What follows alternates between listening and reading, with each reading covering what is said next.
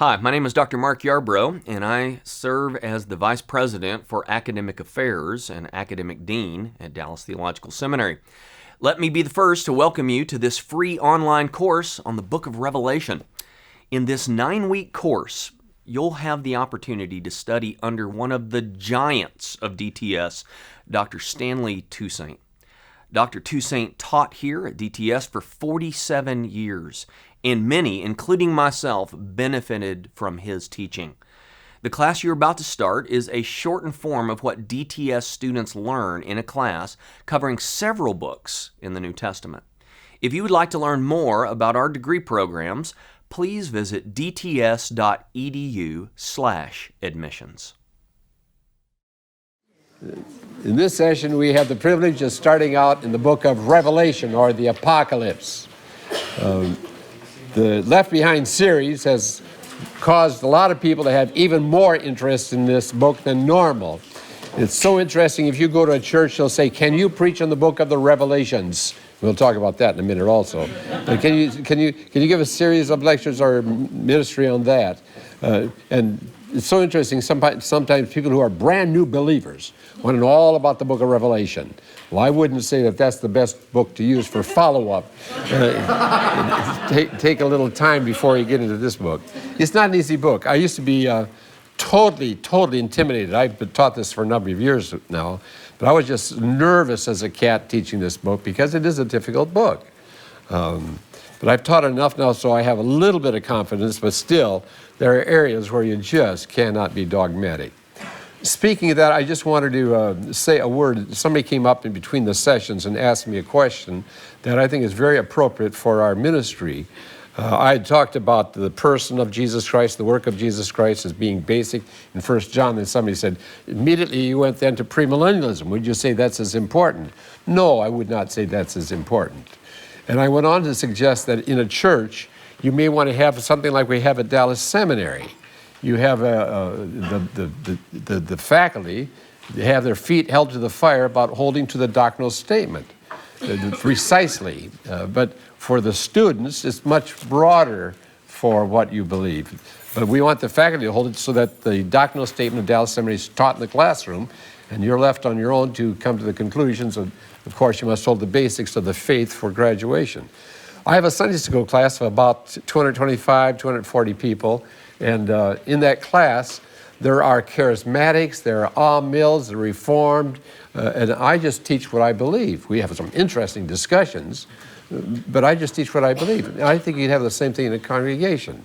I don't know how far you should go with the membership and so on. And okay, let me just say something else here. I prefer not having membership in a church.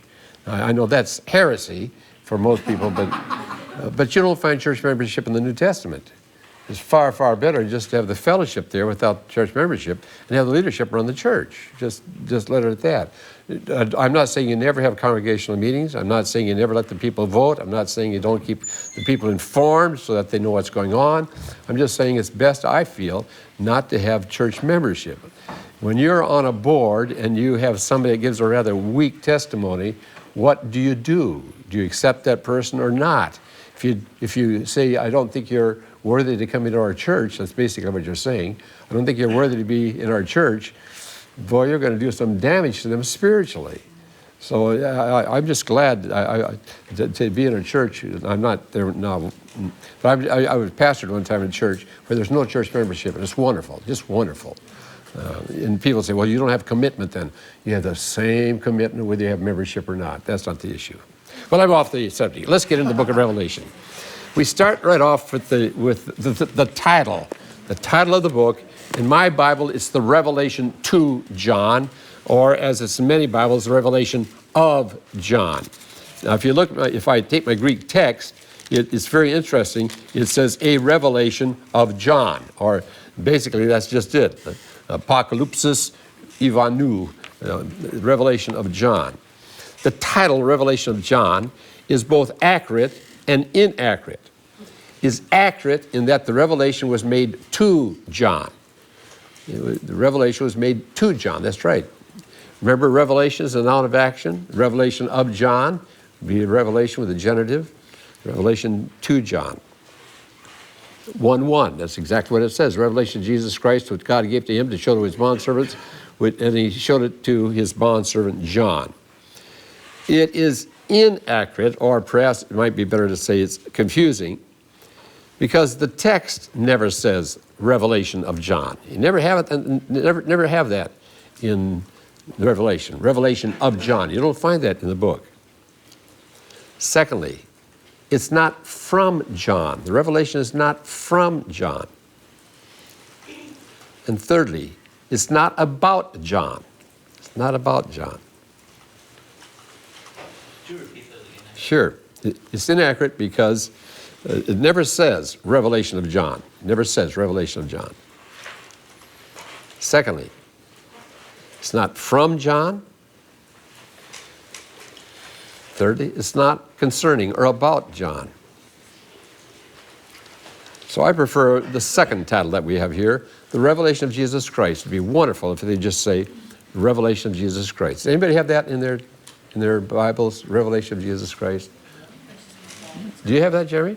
Revelation of Jesus Christ? Did you write that in? And which one is that? That's the New King James. Oh, very good. That hits it right on. That's right. This is the actual title of the book. Look at 1:1, the revelation of Jesus Christ. The question is this a subjective genitive or a genitive of content? Subjective genitive would be a revelation that Christ gave, or is it only about Christ? I think it's the first. It's the first. A couple of reasons. First, the contents of the book go far beyond Christ. The contents of the book go far beyond Christ. Name some subjects that are in the book of Revelation that are not Christ. The Antichrist. Thank you. You can't beat that one. The Antichrist. What else? Pardon? The churches. Well, you could say that's the body of Christ. You might get around that one. But you're right, the churches. Babylon. Israel. Just all kinds of subjects that are not about Christ. Number two, God gave the revelation to Christ. Now, if God gave the revelation to Christ, we're going to see that in a moment. If God gave the revelation to Christ, it makes little sense to say it's about him. If God gave the revelation to Christ and it's about, that'd be strange. That's strange. You notice also the notes indicate the book is one revelation. It is not revelations. I have people say to me, I love that book of Revelations. When are you going to preach on Revelations? No, it's revelation. Revelation is one long, involved, complicated, difficult revelation. It's one. Now the difficult part. Apocalyptic literature and the apocalypse. Apocalyptic literature is a genre that flourished between the 2nd century BC and the 1st century AD. For about 300 years, it was a common type of literature among the Jews. Its outstanding characteristic is symbolism. That's the main thing. It's usually God speaking directly through symbols. However, there are some differences between John's revelation and other apocalyptic material. Now, since I'm not saying the revelation is not apocalyptic, Robert Thomas, who's written, I think, the outstanding commentary on the book of Revelation, 2 huge tomes, it's very complete, does not believe this is apocalyptic literature. He argues that it's a prophecy, it's not apocalyptic literature. But I don't think you get away from that. It's called an apocalypse. The apocalypse, the revelation of Jesus Christ. It's called that, so I don't think you can get away from that. But I'm not saying it's not apocalyptic literature, but there are some differences between Revelation, like the book of Enoch, the Assumption of Moses, and so on, difference between Revelation and other apocalyptic literature. Here are about 6 differences. Number 1, the book is called a prophecy. Bob Thomas is very strong in that. The book is called a prophecy, and he's right. Chapter 1, verse 3. Blessed is he who reads and those who hear the words of the prophecy. 1:3. Chapter 22, verses 7, 10, 18, 19. So at least 5 times the book is called a prophecy. And that's not normal for apocalyptic literature. They don't say that. Number 2, this apocalypse emphasizes, or this book emphasizes morality. You don't find that much of an emphasis on morality in other apocalyptic literature. Just for a few illustrations, chapter 2, verse 5, verse 16, and on and on. Thirdly, normally, apocalyptic literature is pseudonymous. Let me write that down if I may.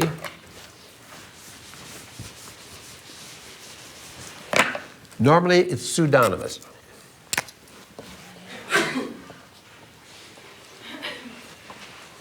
Excuse me.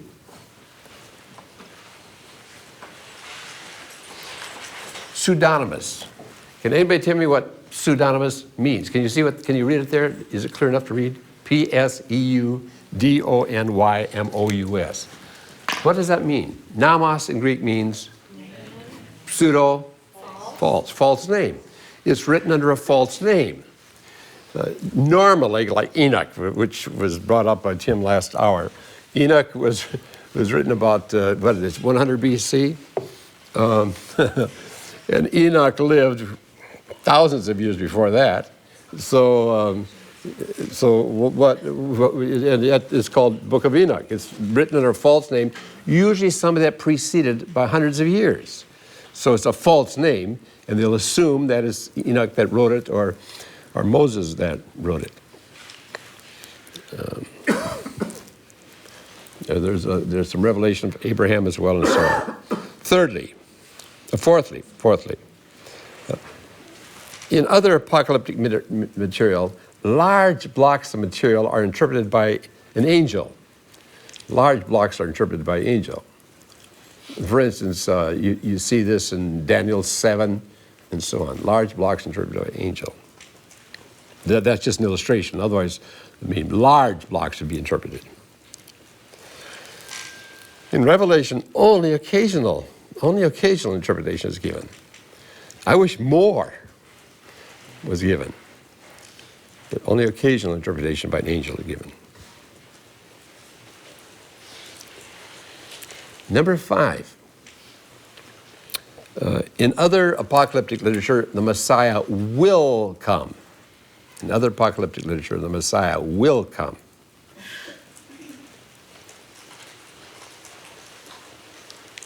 In Revelation, he has come and will come. He has come and he will come. There's a reference to the first coming, references to the first coming of Christ, and of course, references to the second. The 6th difference. The 7 letters are unique. You don't find this in any apocalyptic literature. The 7 letters are unique.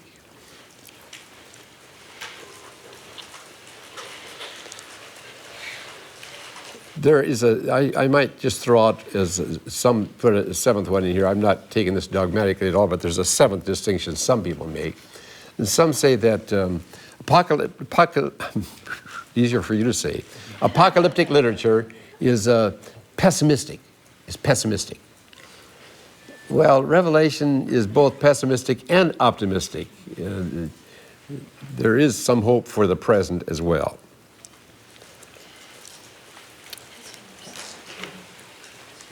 You'll find a great deal of material on this. Some of the clearest writing I found on this is by Leon Morris, if you want to study this further. It's a real problem, it's a huge problem. It's a jelly-on-the-wall situation because you find that some people have a hard time, I shouldn't say some, but scholars have a hard time defining what do you mean by apocalyptic literature. The real question, what's apocalyptic literature? And so if you don't know what apocalyptic literature is, how do you compare Revelation with apocalyptic literature? It's very difficult. Number three. The author. Great deal of debate revolves around the authorship of the apocalypse. That it is the Apostle John is substantiated by several factors. Now, the reason I say that is Dionysius, for instance, and this has been pretty well refuted now, but Dionysius said that there are two tombs marked John at Ephesus. If there are two tombs marked John at Ephesus, one is John the Elder and the other is John the Apostle. And so they argue that there are two different men named John. And that has been pretty well refuted now, that's not true. But there's still debate about it, even apart from that. There's debate about the authorship of the Apocalypse. First, it's substantiated by the fact that the author's name is John. The author's name is John. He says that. He gave it to his bondservant John, 1:1. Verse 4. Verse 9. Chapter 22, verse 8.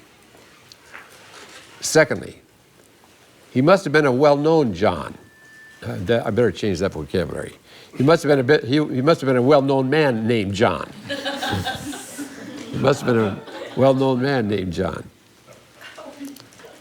And the reason I say that is no description of him. It doesn't say John the Elder, John the Apostle, John the brother of James, doesn't say, or Peter. It doesn't say in that.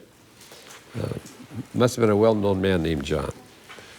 Thirdly, and this is quite strong, unanimous early tradition. Unanimous early tradition. Says John wrote the book. It's unanimous. The early tradition.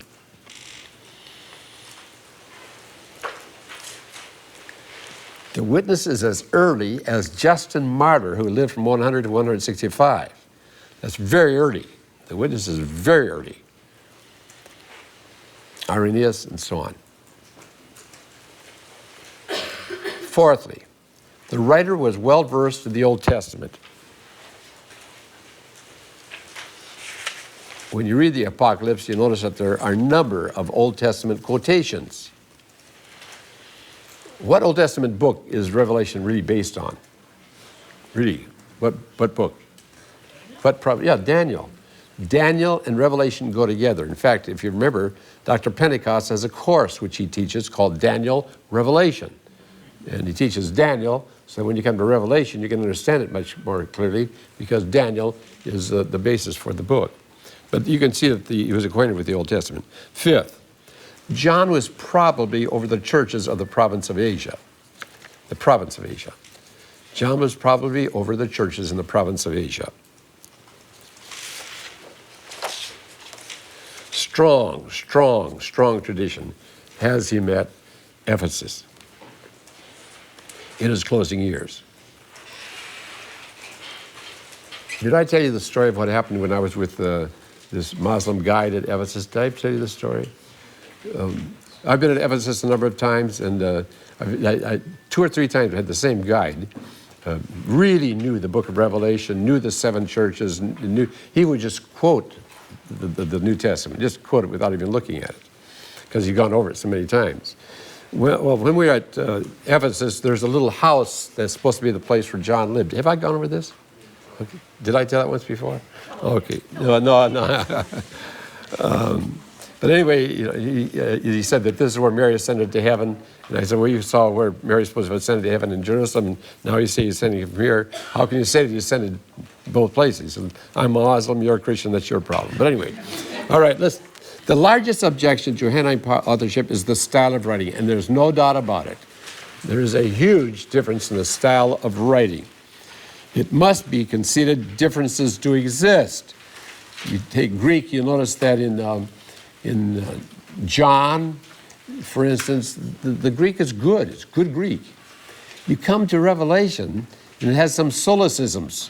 Solecism means a grammatical irregularity. You use the wrong gender and so on. There are grammatical irregularities. And you notice as well, for instance, belief or believe does not occur in Revelation. Oh, great, honk, stone the crows and starve the lizards.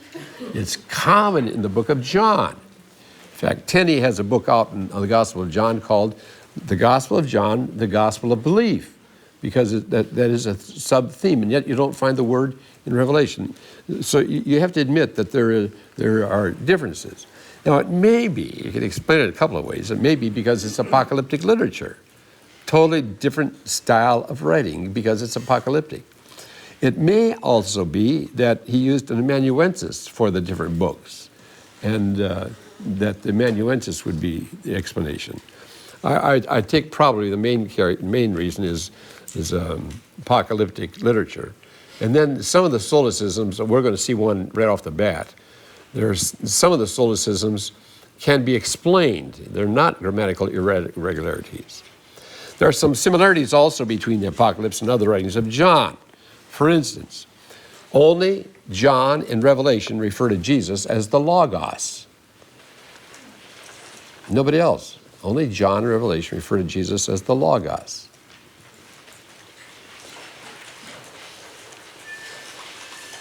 John 1:1, in the beginning was the Logos, the Word. Revelation 19:13, when Christ returns, he's going to be seen as the Word. The second similarity, both have similar imagery. Both have similar imagery, such as, these are just some illustrations. Lamb. Behold the Lamb of God that takes away the sin of the world. The wrath of the Lamb. The water of life. Keeping the commandments. He who overcomes. I mean, there are a number of similarities between John's writings and the Apocalypse. Thirdly, the use of Zechariah 12:10 in John 19:37 with Revelation 1:7. Now, it's not that they just use that Zechariah 12:10. Follow me carefully. The use of Zechariah 12:10 in these two references with the verb pierce, ekateo. Very unusual verb. And both of them use that unusual verb, ekateo, pierce. John 19:37, I'm sorry. John 19:37 and Revelation 1:7. Pierced. This one is just statistical, and as somebody said, you can prove anything with statistics, but you might as well jot this down. The fourth, of the 916 words, I'm talking about the Greek text, of the 916 words in Revelation, 416 are in John's Gospel. That's pretty high. Of the 916 Greek words in Revelation, 416 are in John.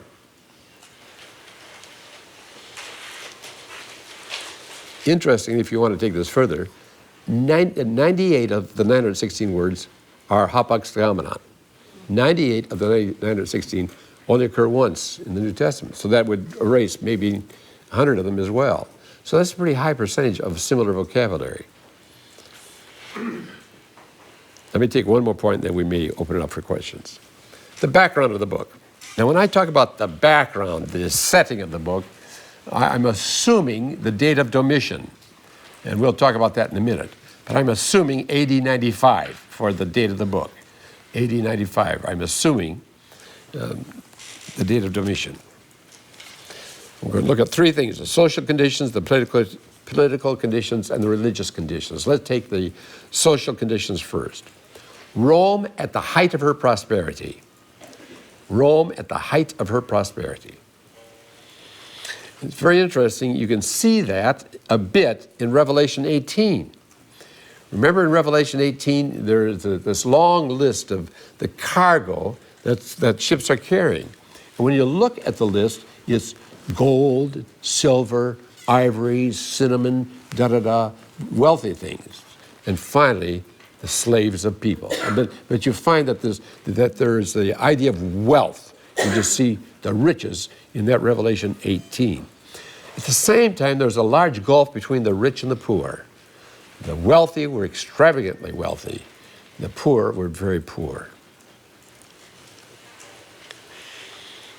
It's so sad.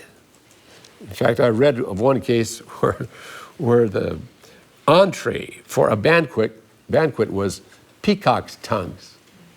Now, think of how many peacock's tongues it would take to have a meal. Well, that's not that unusual. Just a few months ago, I had duck's tongue in Hong Kong. Anybody from Hong Kong? Yeah, they have duck's tongue there. I never knew it until that time that duck's tongue has a bone in it. But it doesn't taste that bad. But what I'm getting at is, think of how many peacocks it would take to have one meal. And they would have a banquet. They'd have to kill thousands of peacocks. On the other hand, just extreme poverty. I'm not going to name the country, but I'll never forget, we were in a country, and I had a group with me. And I've learned if you're in some of these third world countries, you better get the first-rate hotels. And so we were staying at the Hilton. And you go inside, it's just opulent. And just outside the door are beggars. Just people groveling for a living. Just eat your heart out. You can see that in some places in the United States as well. So there was wild extravagance and also poverty. Political conditions. The government, totalitarian government. Totally in control.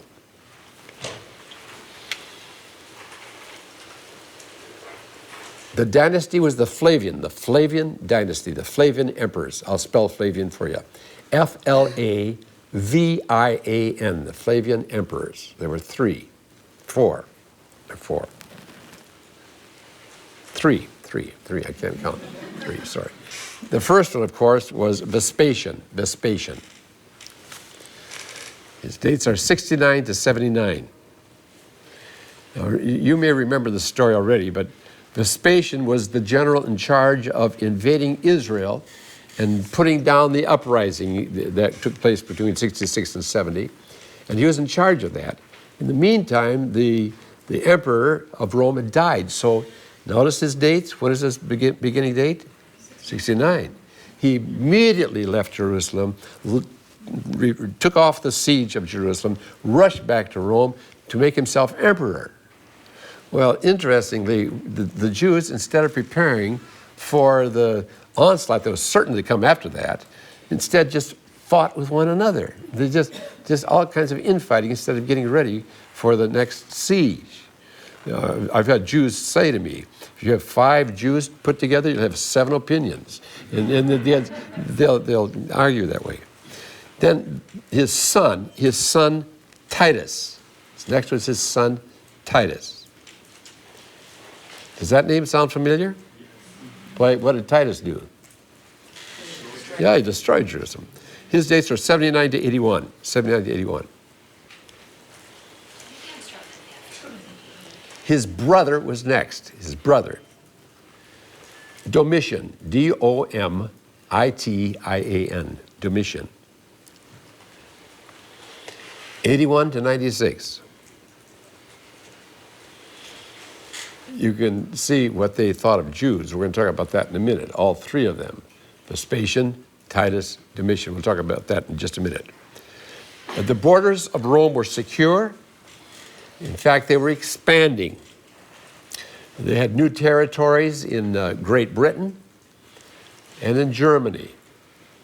If you're in Great Britain, especially, you can still see some of the walls that were built by the Romans way back at this time. So they were expanding their borders. They were secure. The religious conditions. Well, I have to take it now for Jews, for the Romans, and then for Christians. For Jews, first of all. Fall of Jerusalem in AD 70 forced Jews into exile. Fall of Jerusalem.